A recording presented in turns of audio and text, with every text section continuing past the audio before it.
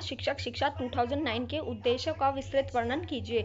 Details in objective of NCERT 2009। राष्ट्रीय पाठ्यक्रम संरचना शिक्षा शिक्षक 2009 के उद्देश्य। राष्ट्रीय पाठ्यक्रम संरचना शिक्षक शिक्षा का प्रमुख उद्देश्य ऐसे शिक्षकों का निर्माण करना है जो राष्ट्र की प्रगति के लिए उपयोगी सिद्ध हो सकें तथा समाज के लिए अनुकरणीय आदर्श प्रस्तुत कर सकें। इसके लिए राष्ट्रीय पाठ्यक्रम संरचना शिक्षक शिक्षा 2009 दो प्रकार के उद्देश्य निर्धारित करती है जो कि प्रत्यक्ष उद्देश्य अप्रत्यक्ष उद्देश्य के अंतर्गत आते हैं।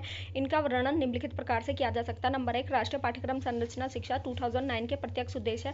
राष्ट्रीय पाठ्यक्रम संरचना शिक्षक शिक्षा के प्रमुख उद्देश्य का संबंध शिक्षक के प्रत्यक्ष कार्य एवं व्यवहार से होता है, जिसमें इसके माध्यम से छात्रों के कार्य एवं व्यवहार में पर्याप्त सुधार किया जाता है। ये सभी उद्देश्य शिक्षक से प्रत्यक्ष रूप से संबंधित होते हैं। प्रमुख उद्देश्यों का वर्णन निम्नलिखित रूप में किया गया है। नंबर 1, शिक्षक शिक्षा के लिए उचित पाठ्यक्रम का निर्माण करना। वर्तमान समय में शिक्षक से की जाने वाली अपेक्षाएं व्यापक रूप से देखी जा सकती हैं। आज शिक्षक का दायित्व व्यापक हो गया है, इसलिए राष्ट्रीय पाठ्यक्रम संरचना शिक्षक शिक्षा 2009 शिक्षक प्रशिक्षण प्राप्त करने वाले छात्र अध्यापकों के लिए ऐसा पाठ्यक्रम का निर्माण करना है जो छात्र अध्यापकों में आदर्श गुणों का विकास कर सके। इसलिए राष्ट्रीय पाठ्यक्रम में शिक्षक शिक्षिका एवं समाज से संबंधित जानकारी का समावेश किया गया है। विभिन्न प्रकार की दार्शनिक विचारधाराओं का भी समावेश किया गया है।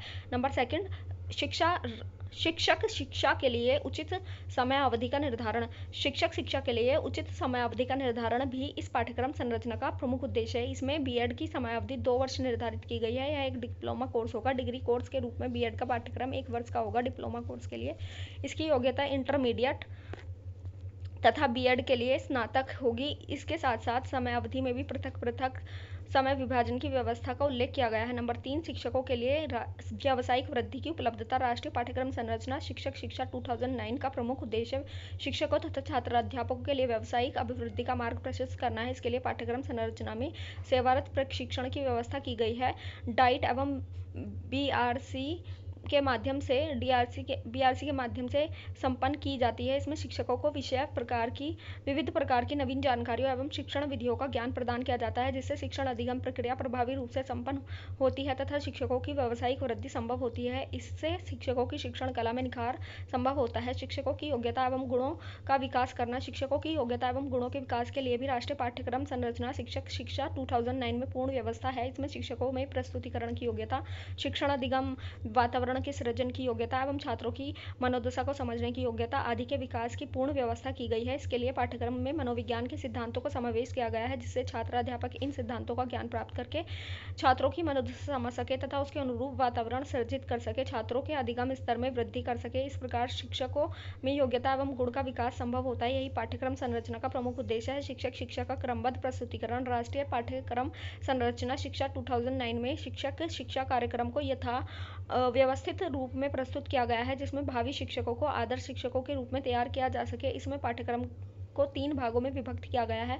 प्रथम भाग में शिक्षक के आधार, द्वितीय भाग में शिक्षा शास्त्र एवं पाठ्यक्रम को सम्मिलित किया गया है तथा तृतीय भाग में प्रयोगात्मक कार्य एवं इंटर्नशिप को सम्मिलित किया गया है। इस प्रकार पाठ्यक्रम को क्रम एवं व्यवस्थित रूप प्रदान करने कर सिद्धांत एवं प्रयोगों द्वारा समन्वय स्थापित किया गया है। नंबर 6, शिक्षण का विकास एक सुगमकर्ता के रूप में। शिक्षक का विकास एक सुगमकर्ता के रूप में राष्ट्रीय पाठ्यक्रम संरचना शिक्षा 2009 का प्रमुख उद्देश्य शिक्षकों की भूमिका को एक सुगमकर्ता के रूप में प्रस्तुत करना है। शिक्षकों को सुगमकर्ता बनाने के लिए पाठ्यक्रम में शिक्षकों के व्यवहार को छात्रों के प्रति सकारात्मक बनाने पर चर्चा की गई है। शिक्षक द्वारा बालकों को सीखने का प्रक्रिया को सरल एवं सुगम बनाने के लिए व्यापक उपाय बताए गए हैं। जैसे छात्र कहानियों के श्रवण में रुचि रखते हैं तो शिक्षक द्वारा छात्रों की विविध प्रकार की शिक्षाप्रद कहानी सुनाने की योग्यता प्राप्त होनी चाहिए, जिससे उसमें छात्रों के कठिन ज्ञान संबंधी मार्गों को सरल बनाने का कार्य कर सके। इस प्रकार शिक्षक का दायित्व छात्रों के शैक्षिक एवं व्यक्तिगत क्षेत्र के कार्य को सरल एवं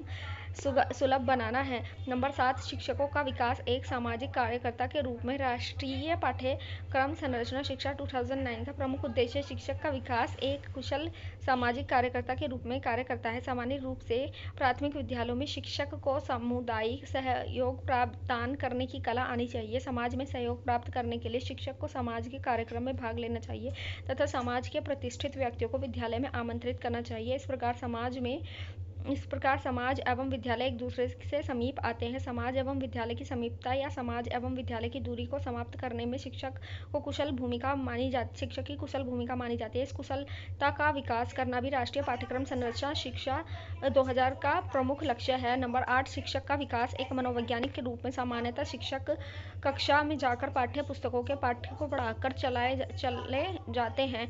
उनका यह कार्य उनको शिक्षक कहलाने में वंचित करता है, क्योंकि शिक्षक द्वारा सर्वप्रथम बालक की मनोदशा को समझना चाहिए। इसके आधार पर ही उसको किसी पाठ्य विशेष के लिए तैयार करना चाहिए। इसके बाद जब वह शिक्षक पूर्ण आश्वस्त हो जाए कि छात्र उस प्रकरण के बारे में जिज्ञासा के साथ जानना चाहते हैं, तो शिक्षक को छात्र के समक्ष उसे प्रस्तुत करना चाहिए। इस प्रकार की स्थिति के सृजन के लिए शिक्षक को मनोविज्ञान के रूप में राष्ट्रीय पाठ्यक्रम संरचना शिक्षक 2009 में मनोविज्ञान का पूर्ण ज्ञान करते हुए किया गया है। नंबर 9, शिक्षक का विकास। एक विचारक के रूप में शिक्षक का समाज में एक बहुत अधिक सम्मान होता है। शिक्षक को छात्र द्वारा आदर्श माना जाता है, इसलिए शिक्षा में एक दार्शनिक एवं विचारक की योग्यता विकसित करने के लिए विभिन्न दर्शनों को समावेश राष्ट्रीय पाठ्यक्रम संरचना शिक्षा 2009 में किया गया है। इसके पठन के बाद एक शिक्षक द्वारा छात्रों के लिए एवं समाज के लिए एक विचारक की भूमिका का निर्वहन किया जाता है, जिससे समाज एवं छात्र की कठिन परिस्थितियों में शिक्षक द्वारा आदर्श एवं उपयोगी विचार प्रस्तुत किए जाते हैं।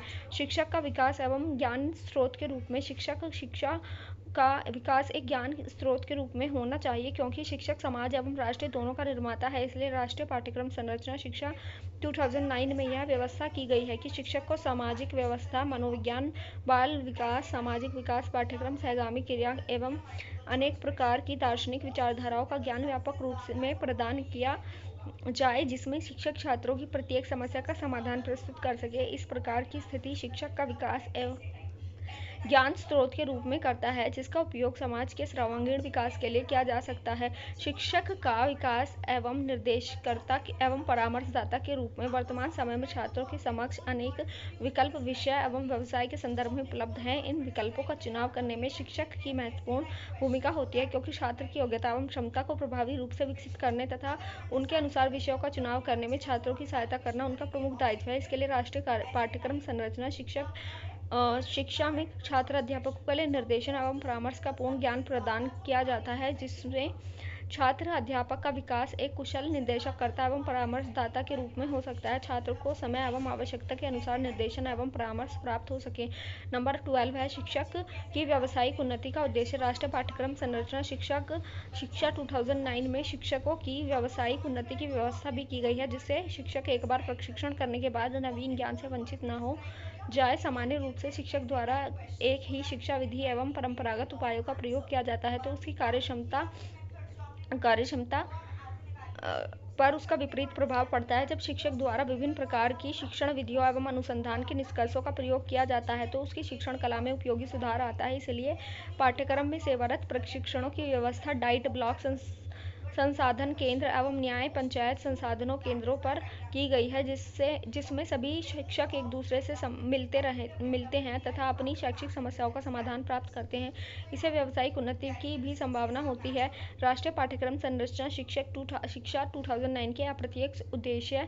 इन उद्देश्यों का संबंध जब विकास प्रक्रिया से होगा, तब शिक्षक द्वारा अपने दायित्वों का पालन उचित रूप से किया जा सकेगा। जैसे एक शिक्षक छात्रों की छिपी हुई प्रतिभाओं को निखारने का प्रयास करता है, इसे छात्र एक कुशल संगीतकार या गीतकार बन जाता है। इसके विपरीत जब शिक्षक अपने दायित्वों का पालन नहीं करता, तो छात्रों को अपने विकास का उचित अवसर नहीं मिल पाता। इस प्रकार यह स्पष्ट हो जाता है कि प्रत्येक उद्देश्यों द्वारा शिक्षक का विकास होता है, तो शिक्षक द्वारा किए जाने वाले कार्यों के परिणाम का संबंध अप्रत्यक्ष उद्देश्यों से होता है। अप्रत्यक्ष उद्देश्य का वर्णन निम्नलिखित रूप में किया जा सकता है। छात्रों के सर्वांगीण विकास का उद्देश्य राष्ट्रीय पाठ्यक्रम संरचना 2009 में स्पष्ट रूप से उल्लेखित किया गया है कि एक प्रशिक्षित छात्र अध्यापक की योग्यता उस स्थिति में पूर्ण मानी जाती है जब वह छात्रों के सर्वांगीण विकास करने में सक्षम होती है, क्योंकि इस पाठ्यक्रम द्वारा छात्र अध्यापक को उन सभी दक्षताओं एवं कुशलताओं से अवगत कराया जाता है जिनकी आवश्यकता छात्रों के सर्वांगीण विकास में होती है। इसलिए इस पाठ्यक्रम का प्रमुख उद्देश्य छात्रों का सर्वांगीण विकास करना है। नंबर 2 है शिक्षण अधिगम प्रक्रिया की प्रभावशीलता का उद्देश्य। शिक्षण अधिगम प्रक्रिया की प्रभावशीलता के उद्देश्यों को ध्यान में रखकर ही पाठ्यक्रम में प्रत्येक छात्र अध्यापक को शिक्षण विधियों के उचित प्रयोग, शिक्षण अधिगम सामग्री के निर्माण एवं प्रयोग छात्रों की सहभागिता प्राप्त करने के लिए के उपाय एवं छात्रों के लिए अधिगम वातावरण सृजन करने की योग्यता आदि से परिचित कराया जाता है, जिससे छात्र अपने विद्यालय के छात्रों के समक्ष प्रकरण का प्रभावी प्रस्तुतिकरण कर सके तथा शिक्षण अधिगम प्रक्रिया प्रभावी रूप से संभव हो सके। सामाजिक अपेक्षाओं की पूर्ति का उद्देश्य बदलते हुए परिवेश में शिक्षक की भूमिका व्यापक होती है, इसीलिए सामाजिक अपेक्षाओं का भी क्षेत्र व्यापक हो गया था। राष्ट्रीय पाठ्यक्रम संरचना शिक्षक शिक्षा 2009 में शिक्षकों में सामाजिक कौशल का विकास किया गया है। पाठ्यक्रम में अनेक प्रकार की ऐसी गतिविधियों निश्चित की गई हैं जिसमें समाज एवं विद्यालय एक दूसरे के समीप आ सके। समाज में होने वाली गतिविधियों में शिक्षक को भाग लेना चाहिए तथा विद्यालय की गतिविधियों में शिक्षक द्वारा समाज को आमंत्रित करना चाहिए। शिक्षक एवं समाज एक दूसरे की अपेक्षा पर खरे उतरते हैं तथा एक दूसरे को सहयोग करते हैं। राष्ट्रीय पाठ्यक्रम संरचना शिक्षा का प्रमुख उद्देश्य यही है। बाल केंद्रित शिक्षा का उद्देश्य विद्यालय शिक्षक के शिक्षक केंद्रित स्वरूप को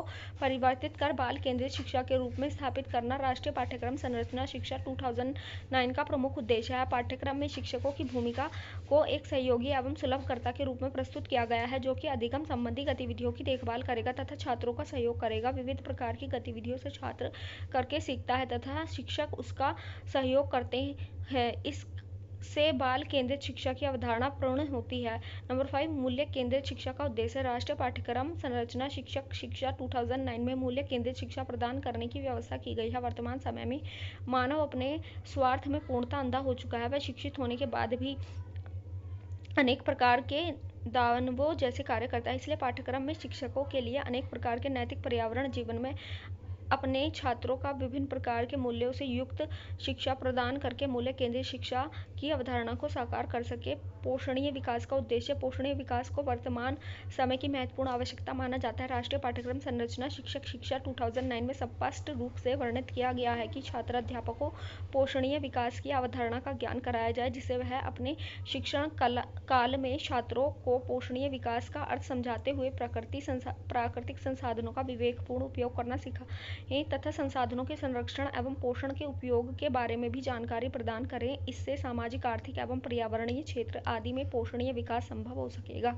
नंबर 7, उचित मूल्यांकन का उद्देश्य छात्रों की प्रतिभाओं का योग्यताओं का जब उचित मूल्यांकन शिक्षक द्वारा नहीं किया जाता तो ऐसी परिस्थिति में उनकी छिपी हुई प्रतिभाओं का विकास सही रूप से नहीं हो पाता। राष्ट्रीय पाठ्यक्रम संरचना शिक्षक शिक्षा में छात्रों को उचित मूल्यांकन करने के लिए उनके अनेक उपाय बताए गए हैं, जिससे छात्र अध्यापक मूल्यांकन के नवीन एवं उपयोगी विधियों का प्रयोग करना सीख जाता है तथा छात्रों की छिपी हुई प्रतिभाओं का मूल्यांकन कर उनका उचित विकास करता है।